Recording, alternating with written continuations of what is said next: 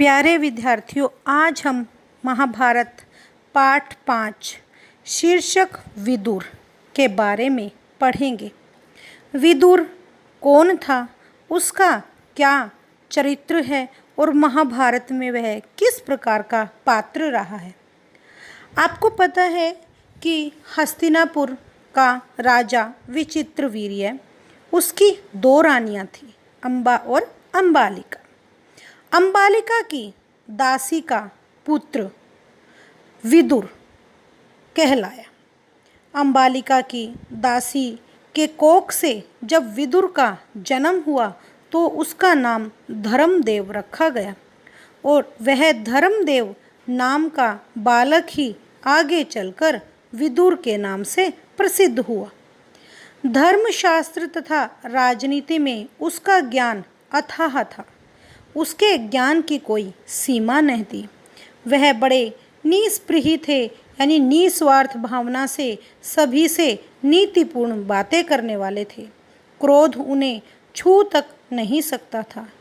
युवा अवस्था में ही पितामह भीष्म ने उनके विवेक, उनकी बुद्धि तथा ज्ञान से प्रभावित होकर उन्हें राजा धृतराष्ट्र का प्रधानमंत्री नियुक्त कर दिया था। जिसमें धृतराष्ट्र ने दुर्योधन को जुआ खेलने की अनुमति दी थी।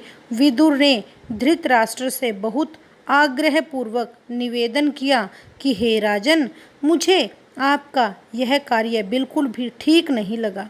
इस खेल के कारण आपके बेटों में आपस में वैर भाव बढ़ जाएगा। इस कारण इस दुश्मनी को रोकने के लिए आप चौसर खेल का यह जो प्रपंच है, इसे बंद कर दीजिए। धृतराष्ट्र विदुर की बातों से प्रभावित तो हुए और उन्होंने अपने बेटे दुर्योधन को अकेले में बुलाकर उसे इस कुचाल, बुरी चाल से रोकने का बहुत प्रयत्न किया। बड़े प्रेम के साथ वह बोले, गांधारी के पुत्र विदुर बड़ा बुद्धिमान है और हमेशा हमारा भला चाहता आया है। उनका कहना मानने में ही हमारी भलाई है। दुर्योधन किसी की नहीं सुनता। जुआ खेलने का विचार छोड़ दो। धृतराष्ट्र ने बार बार आग्रह किया। विदुर ने कहा कि उससे विरोध बहुत अधिक बढ़ेगा और वह राज्य के नाश का कारण हो जाएगा। छोड़ दीजिए इस विचार को, इस जुआ खेलने की विचारधारा को त्याग दीजिए। बहुत समझाया, लेकिन धृतराष्ट्र ने अपने बेटे को सही रास्ते पर लाने का जो भी प्रयास किया था, वह सब व्यर्थ होता चला गया। धृतराष्ट्र अपने बेटे से बहुत प्रेम करते थे और इसी कमजोरी के कारण उसके अनुरोध को वह टाल न सके। युधिष्ठिर को जुआ खेलने का न्योता आखिर उन्हें भेजना ही पड़ा। धृतराष्ट्र पर बस नहीं चला तो विदुर युधिष्ठिर के पास गए। उनको जुआ खेलने को जाने से रोकने का बहुत प्रयत्न किया। युधिष्ठिर ने विदुर की सभी बातें ध्यानपूर्वक सुनी और बड़े आदर के साथ बोला, हे चाचा विदुर, मैं यह सब मानता हूँ, पर जब काका धृतराष्ट्र बुलाने के लिए हमें संदेशा भेज रहे हैं तो मैं कैसे इनकार करूं। युद्ध या खेल के लिए बुलाए जाने पर नहीं जाना तो क्षत्रिय धर्म का मान नहीं है, वह तो अपमान होगा। यह कहकर युधिष्ठिर अक्षत्रिय कुल की मर्यादा रखने के लिए जुआ खेलने चले जाते हैं और दुर्योधन के कोप भाजन का शिकार उन्हें होना ही पड़ता है।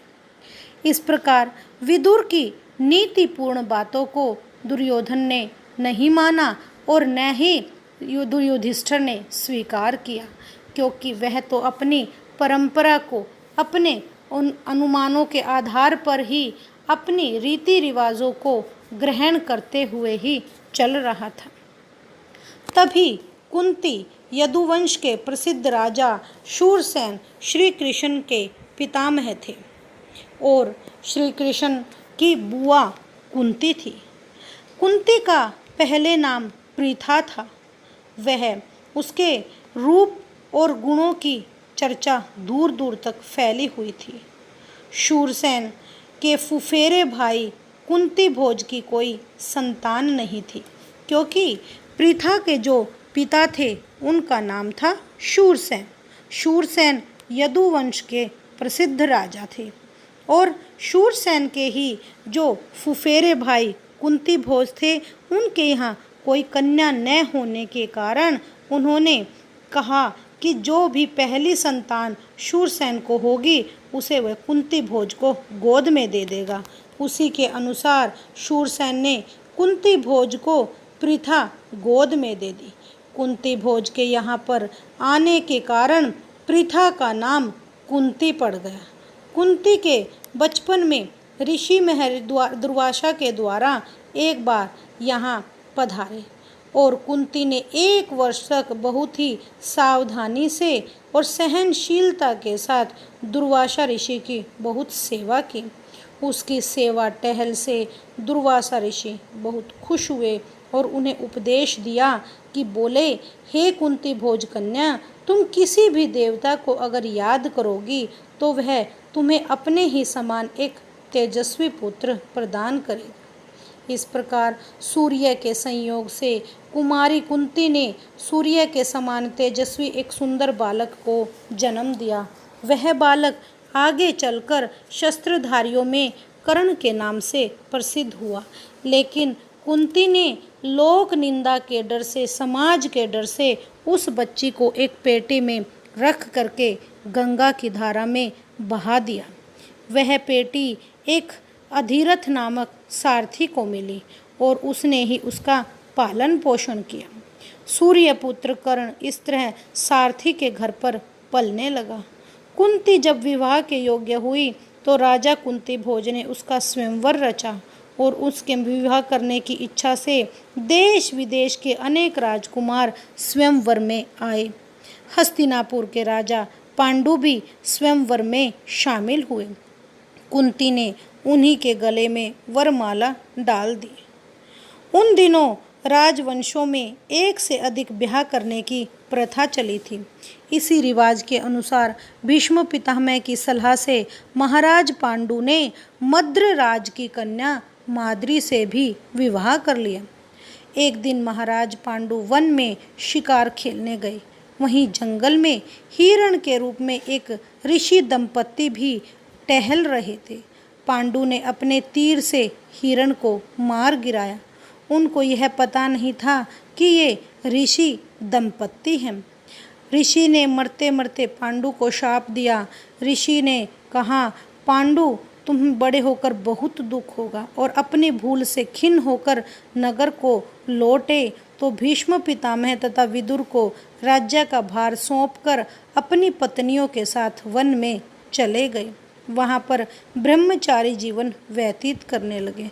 कुंती ने देखा कि महाराज को संतान लालसा तो है, लेकिन ऋषि के शाप के कारण वह संतान पैदा नहीं कर सकते। अतः उन्होंने विवाह से पूर्व दुर्वासा ऋषि से पाए वरदानों का पांडु से जिक्र किया। उनके अनुरोध से कुंती और माद्री ने देवताओं के अनुग्रह से 5 पांडवों को जन्म दिया। वन में ही 5 पांडवों का जन्म हुआ। वहीं तपस्वियों के संग वे पलने लगे। अपनी दोनों स्त्रियों तथा बेटों के साथ महाराज पांडु कई वर्ष तक वन में रहे। वसंत ऋतु का समय था और यह महाराज पांडु माद्री के साथ प्रकृति की इस उद्गार में सुषमा को निहार रहे थे। ऋषि के शाप का असर हो गया। तत्काल उनकी मृत्यु हो गई। माद्री के दुख का कोई अंत न हुआ। पति की मृत्यु का वह कारण बनी। यह सोचकर पांडु के साथ ही माद्री भी चल बसी और उस दुर्घटना से कुंती और 5 पांडवों के शोक में डूबने पर जब ऋषि मुनियों ने भूत समझाया बुझाया तो उनको वापस हस्तिनापुर भेज दिया गया। युधिष्ठिर उस समय 16 वर्ष के थे। हस्तिनापुर के लोगों ने जब ऋषियों से सुना कि वन में पांडु की मृत्यु हो गई है तो उनके दुख की कोई सीमा न रही। पोते की मृत्यु पर शोक करती हुई सत्यवती अपनी दोनों विधवा पुत्र वधुओं अंबिका और अंबालिका को साथ लेकर वन में चली गई। तीनों वृद्धाएं यानी सत्यवती, अम्बा और अम्बालिका तीनों वृद्धाएं कुछ दिन तपस्या करती रही और बाद में स्वर्ग को प्राप्त हो गई।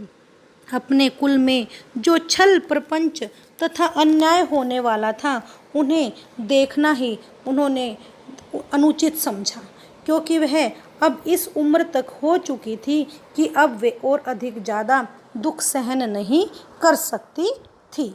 इस पाठ में इतना ही, फिर मिलते हैं पाठ 7।